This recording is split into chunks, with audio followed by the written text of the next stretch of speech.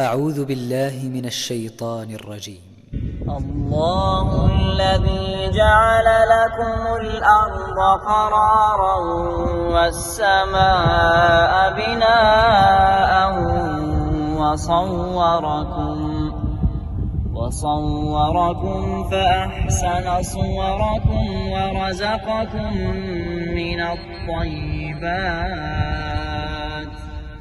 ذلكم الله ربكم فتبارك الله رب العالمين هو الحي لا إله إلا هو فادعوه مخلصين له الدين الحمد لله رب العالمين.